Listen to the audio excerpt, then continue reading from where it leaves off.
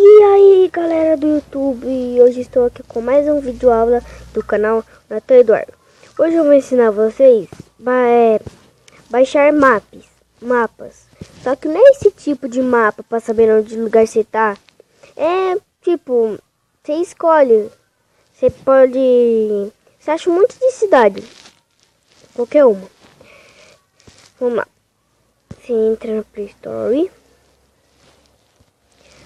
O programa é Maps for Minecraft. Espera carregar aqui. É esse daqui, ó. Primeiro, esse aqui, ó. Onde que tá esse cartãozinho aqui com esse M. Você vem. Você baixa.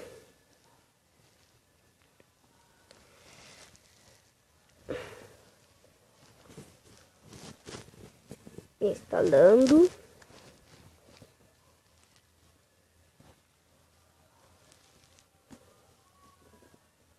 Pronto, aí você abre ele, né? Vem aqui, ó, Maps. Pode ser em qualquer um, mas eu prefiro mesmo Minigame Maps. Ó, aqui vai estar os nomes do mundo aqui. Aí, vou pegar a fenda do biquíni. Aí, esse daqui, ó. SpongeBob Hunger Games. Você clica. Vem aqui, ó. Pode ver que é esse daqui. Você vem instalar. Aí, você espera.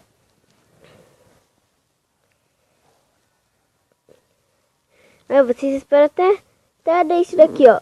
Your Name Map. Na hora que der isso daqui, vocês apertam Home. Aí você vai lá no Minecraft, pode voltar tudo normal. E ontem, eu acho, eu encontrei o Bombeache. Quem sabe qual que é esse, né? Esse jogo, ele existe. Quem já jogou.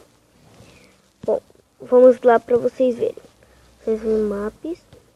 Agora tem que descobrir qual que é, né? Vamos em Minigame Maps. Olha, tem até do 5 noites com Fred ali, mano. Vamos ver, Bombeache. Bombeache. Bombeache.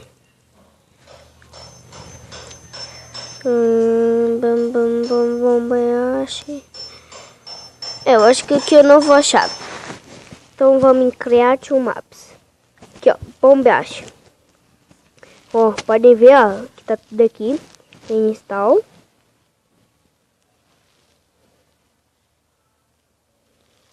Tem que esperar. Ó, o que eu disse, pessoal, quando aparecer essa carinha aqui, ó, pequenininha aí, vocês apertem Home. Volta tudo.